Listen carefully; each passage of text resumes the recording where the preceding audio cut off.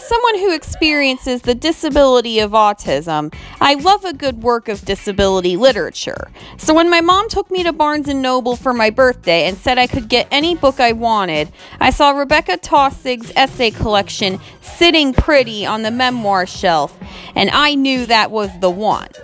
In each personal essay of Sitting Pretty, Taussig, who's used a wheelchair for mobility after a case of cancer left her paralyzed as a child, discusses and reflects on her life and experiences with a disability, the ableism she's experienced, and the ableism that runs rampant in the world we all live in. Before I share what I thought of Sitting Pretty and why, I want to either welcome you back to my channel. Hear it from Laura's perspective. I post a new video essay on a different topic at least twice a week, and have recently started doing reviews of my favorite books as well. When you're done watching this video, visit my channel page to check out my playlists and series to find the one you're interested in, or click on another video of mine on the suggestions list or end screen. If you want to access an entire YouTube library full of that stuff, all you have to do is click subscribe, and that's your library card. Also, make sure to turn the bell black so you don't miss out when I post about something you might want to learn more about. With all that out of the way, time to hear my thoughts on Rebekah Taussig's Sitting Pretty. First, let's go over what this book's about. In this essay collection, named after the author's Instagram handle, disability advocate Rebekah Taussig draws from a complex lifetime of memories to really capture the experience of having a body that looks and moves differently from most, i.e., it can't walk, so it uses a wheelchair to get around. Taussig breaks down why she writes about disabilities in the collection's first essay, What's the Problem? In the next one, An Ordinary Unimaginable Love Story, Taussig writes about her unique experience of romance, dating, and marriage as a woman with a disability. In essay number 3, More Than a Defect, Taussig calls into question the sentiment that disabilities are a problem that needs to be solved, arguing that they are simply a result of human diversity, and that society's unwillingness to accommodate the disabilities is the problem, not the disabilities themselves. In essay number 4, The Real Citizens of Life, Taussig discusses the place of disabled people in society, or rather, how they're often made to feel like they don't really have one. In the next essay, The Price of Your Body, Taussig touches on a central theme in this book, and in Taussig's writing and activism in general, the policing and judging of bodies, particularly disabled bodies. In essay number 6, A Feminist Pool Party, Taussig intersects gender and disability by reflecting on the role of disabled women in the feminist movement. In the second to last essay, The Complications of Kindness, Taussig challenges the view of disabled people as charity cases to be felt sorry for. Taussig concludes her lovely essay collection with her essay, What I Mean When I Talk About Accessibility, in which she gets readers thinking about what it really means for a space to be accessible to people with different kinds of disabilities, and barriers to accessibility the able-bodied often don't even stop to consider. So what did I think worked and didn't work about this book? Well, for starters, it's a work of disability literature which tends to resonate with me personally. For those of you who don't know, I'm on the autism spectrum.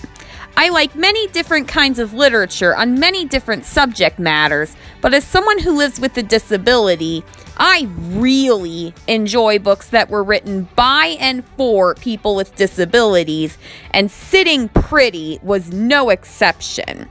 Although Taussig seeks to tell her own stories in this essay collection, she also seeks to advocate for people with other kinds of disabilities, and for that matter, bodies that are marginalized in some way, through her writing. When Taussig spoke of how she and other disabled people she knew were shamed, fetishized, discriminated against, othered and spoken down to that spoke to my own experiences with all of those things. That brings me to another strength of this book, which is that Taussig takes into account many perspectives and experiences other than her own, and not just disabled ones either.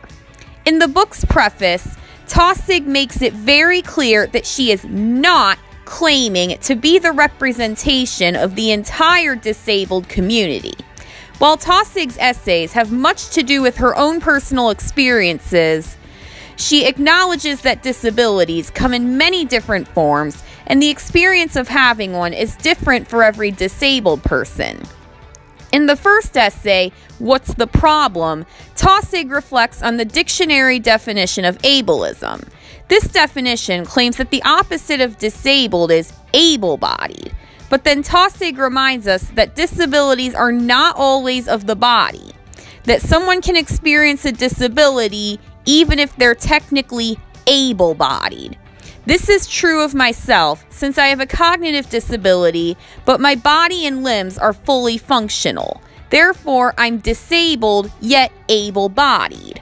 Moreover, Taussig makes clever and insightful intersections between disability and gender, race, ethnicity, socioeconomic status, and sexual orientation. In fact, despite being disabled, Taussig acknowledges her own white privilege, straight privilege, and class privilege. Best of all, the informational activism writing contains a healthy dose of humor and emotion. In all essays in this collection, Taussig makes herself vulnerable by being brutally honest about her complex experience with a disability. But instead of making it into a sob story or trying to make her readers feel sorry for her, she tells her stories with witty humor, clever sarcasm, and notable pop culture references. My favorite example of this is in An Ordinary, Unimaginable Love Story, when Taussig says what she was really thinking when reading through the Reddit thread about whether someone would date someone in a wheelchair, and the roast she wanted to give to someone who claimed her boyfriend was some kind of hero or saint for dating a woman in a wheelchair. Simply put, it's just like the kind of memoir or essay collection a non-disabled writer would write. The only difference is that it's written from the perspective of, as Taussig puts it, my ordinary, resilient, disabled body. There was so much I loved about this book that it was really hard to find anything wrong with it.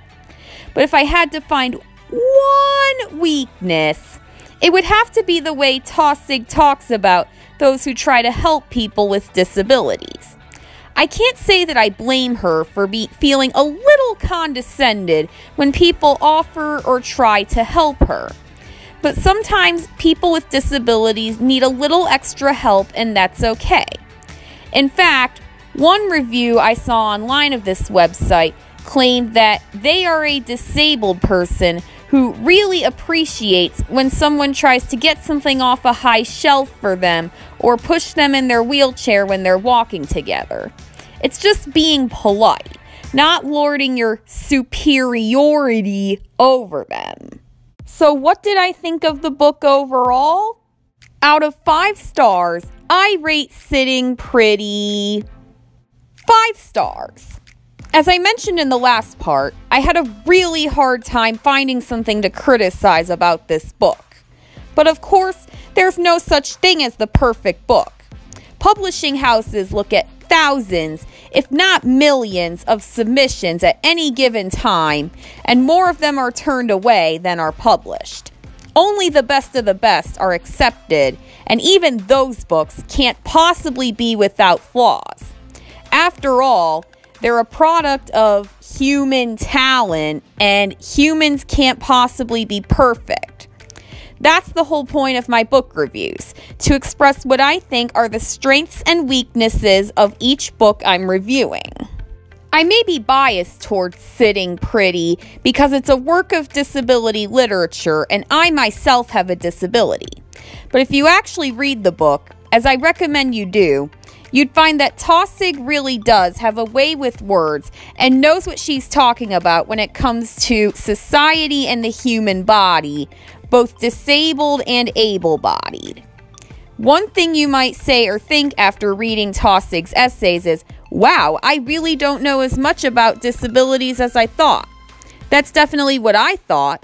Although I live with the disability of autism, I still can't say that I know, understand, and relate to the entirety of the disabled community, as I often used to claim I did. Like I said earlier, I know what it's like to have a neurological disability, but I am still able-bodied, as I don't have any kind of physical disability. Even when I meet someone else with autism, high or low functioning, their experience is not my own, so I can't exactly claim that I know what it's like for them. That's a point Taussig really drives home in Sitting Pretty. That every body is different, and everyone has a different experience with disability and marginalization. Although Taussig is trying to tell her own stories in this essay collection, she doesn't make the whole thing about her. She makes it very clear that her writing and advocacy are about something so much bigger than herself. That's how my writing is for me, as is any good writing out there. Thank you all so much for watching. I hope that hearing what I've had to say about Sitting Pretty makes you want to read the book. Because not only is it a really good read, it's an underrated piece of contemporary writing, and one that is very important to understanding the 21st century disabled experience. So far, I've reviewed one other book on this channel, Emily M. Danforth's The Miseducation of Cameron Post. If you want to see this review, you can click the link on your screen. Also on your screen is some other content of mine you might want to check out if you liked this video. If this was your first time at my channel, I hope I've made a good first impression on you, and that you're considering joining my growing subscriber base. If you want to, you know what to do. So I hope you'll do it, and that I'll see you next time.